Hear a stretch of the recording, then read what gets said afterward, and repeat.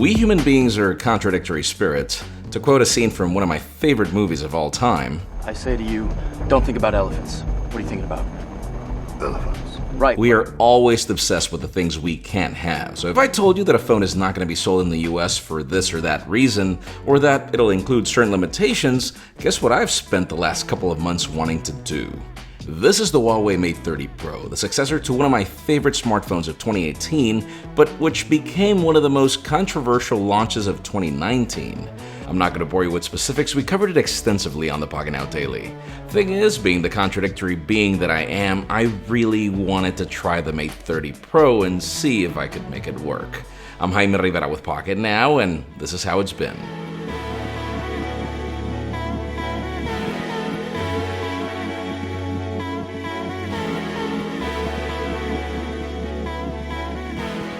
Years ago, when the whole AT&T launch of the Mate 10 Pro was halted, Richard Yu stated that it was unfortunate that the US market would miss out. And sure, the phone was cool, so I partially agreed, but there wasn't really anything special about it. That took a dramatic turn with the P20 Pro, which in design and camera alone laid the foundation for a much bolder Mate 20 Pro. I even dubbed it the Kraken in my review because it was truly a beast. By the time the P30 Pro came out, I didn't need any more convincing. It became one of my favorite phones of early 2019, right before the crash. The words "unfortunate that this phone wouldn't reach the US market" have never been more true. If there wasn't a trade war, this device was slated to be one of the best of 2019. And I know, that's a bold statement, so let me start this video telling you what I like about this phone, and it starts with the hardware. The word on the street is that companies want phones to fold because flat slabs are getting boring, but this is the exception. This phone is frickin' gorgeous. I thought the idea of sharp corners and circular accents would look weird in the final product, but these designers proved me wrong. This phone joins my top pick for the best looking phone of 2019 along with the Galaxy Note 10 Plus. The curves are rather daring though. They go so far to the side that even the power button was pushed down.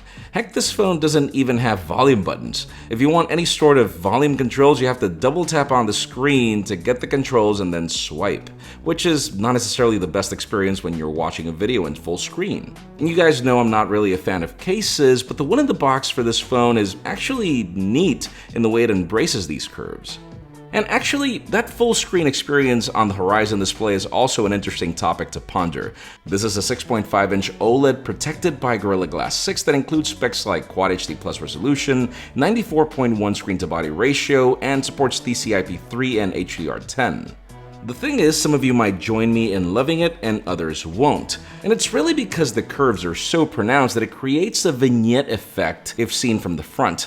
Though I don't really mind, I mean it's bright, it's vibrant, it's got an optical fingerprint scanner built in, the notch is now smaller thanks to the use of a time-of-flight camera for the 3D sensing facial recognition, and I love that this is one of the few Android phones that will only reveal notifications if your face is detected, once enabled in settings though.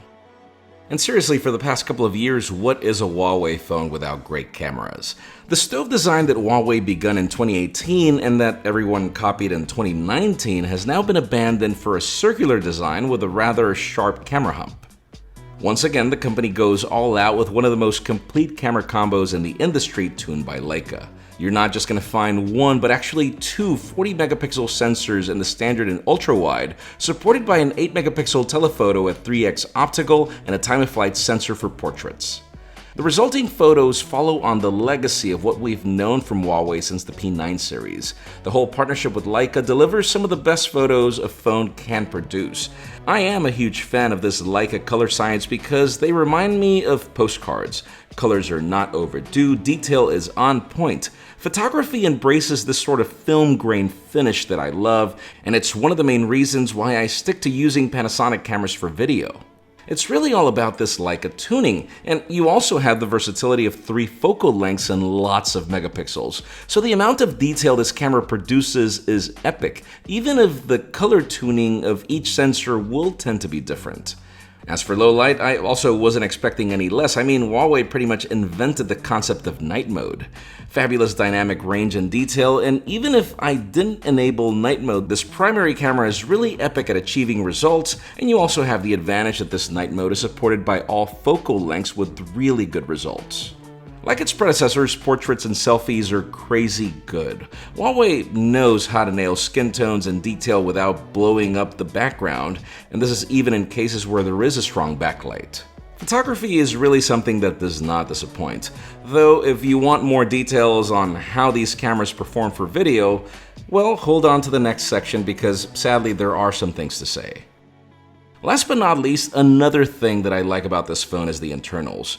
The powerful Kirin 990 is providing performance, and our unit is of 8 gigs of RAM, 256 gigs of storage, with options for expandability if you can find that nano SD chip unless you go dual SIM, Wi-Fi AC, Bluetooth 5.1, a massive 4500 mAh battery, fast wired charging at 40 watts, fast wireless charging at 27 watts if you have the right pad, and support for reversible wireless power, along with IP68 water and dust resistance, and heck, there's even an infrared port here. Essentials like battery life are other things to praise. I mean, this is one of those endurance champions that will help you end the day just fine and then give you some extra.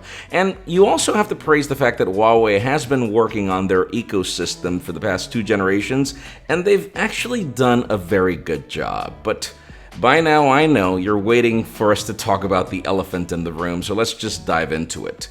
Can you live with this phone without Google Play services? The answer is actually more complicated than I thought because it really depends on what you do with your smartphone. See, there is the Huawei App Gallery, which, contrary to popular belief, is not something new that Huawei just baked up. You gotta remember that in China, every OEM has to have their own separate app store, so this service has been around for years, and it's the way users download applications over there. As a result, there are some popular titles that have existed in the service for a bit. If you're looking for social media apps, basics like TikTok, Viber, and WeChat are here. If you're into productivity, there is the single app version of Microsoft Office Mobile, which edits your Excel spreadsheets or Word documents just fine. Other Microsoft tools like the company's translator and the News app are also here as well. And then for travel, you can even find other essentials like Booking.com, Lufthansa, or Ryanair. You also have the Amazon.com store for online shopping, and then Deezer and Tidal for music. And really what I found most on this app gallery are games. No need to go through the hurdles of getting the Fortnite installer, as that's available by default on the app gallery. Now, what happens when one of your favorite applications is not available in the app gallery? Well, there's a very interesting trick, as if you're searching for services like WhatsApp, the store actually gives you a link automatically in most cases. Just keep in mind the sources are third parties, and this actually only works in certain regions. In some other ones, you'll have to search for the APK on the browser. Now, a pleasant surprise was Huawei Cloud for 2 particular reasons. Number 1, yes, you get 5 gigs for free for backups, and if you have more than one Huawei device, you can sync your data between them. But what I like the most is the fact that because I connected my Google account previously, my phone already had all my contacts on the initial setup, so that spares me the need for Google Contacts. Now, there is a downside to sideloading APKs, and it starts with the fact that some of these are bogus, or they do install but then they don't launch, or then there's the case where if you do want to install some Google Play services, you will find the APKs, you will be able to install them, but then the apps won't work, they'll crash at launch, and it's because you need to also install the Google Play Services framework, which is a completely different story. Here's the thing though, if you do rely on these Google services, you have to remember that Google is a web company first. So if you, for example, use the Huawei browser to navigate to the YouTube website, it'll play the videos just fine. I'm shocked at how well this Huawei browser works. I actually couldn't really tell that I wasn't using Chrome because it even mimics the experience of using Google Search just fine. There's also a private browsing feature that mimics incognito, and there's even an ad blocker and pop-up blocker. You can use the web version of Gmail to answer your emails, or you can even sync your Gmail to the built-in Mail app. Sadly, some web services don't sync like Google Calendar, and the service on the web is quite dated, so just keep that in mind. Obviously, these are not the most ideal solutions. They require extra steps that make the experience cumbersome. Yes, there is an ultimate walkaround of how to install Google Play services on this phone on XDA developers. Let me know if you're interested in me making an extra video over how to do that the easy way, because there are a couple of ways to do it.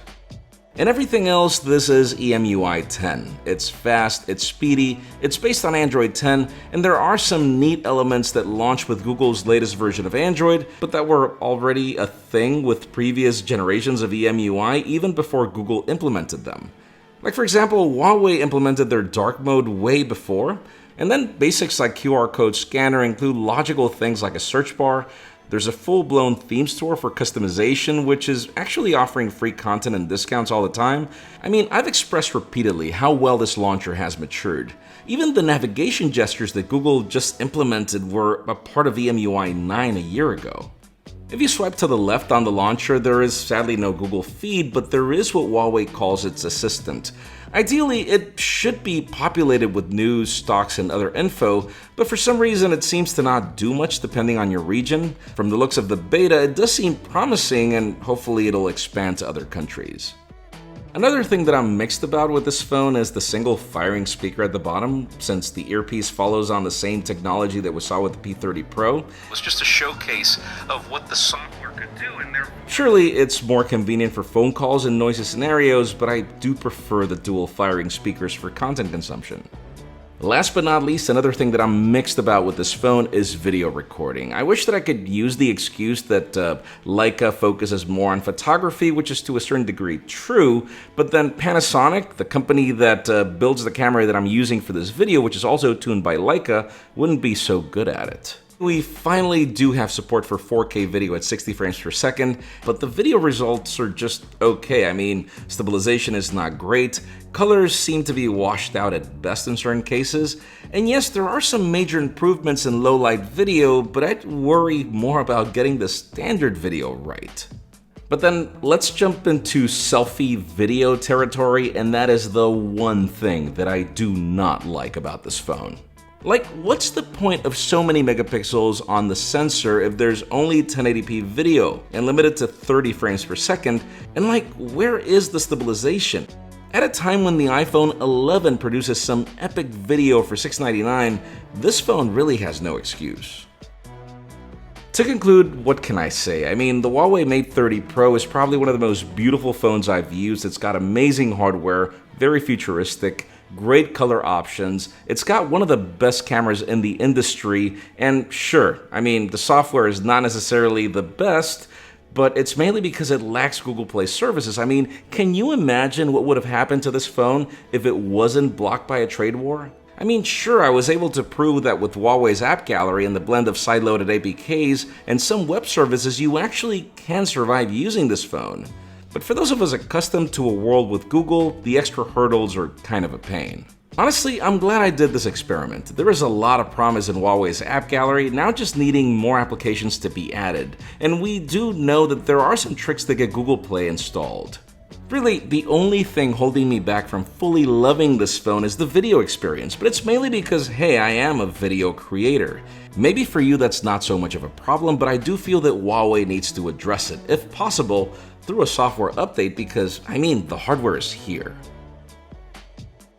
Let us know what you think about this little experiment living life with a forbidden fruit in the comments down below, and how do you feel about Huawei being blocked by this crazy trade war as well? While you're at it, follow us on social media, subscribe to our channel for more videos like this one. Also follow me on my personal handles to see me play around with these gadgets. Please give this video a thumbs up if you like what you saw. I'm Jaime Rivera. Thanks so much for watching. We'll see you on the next one.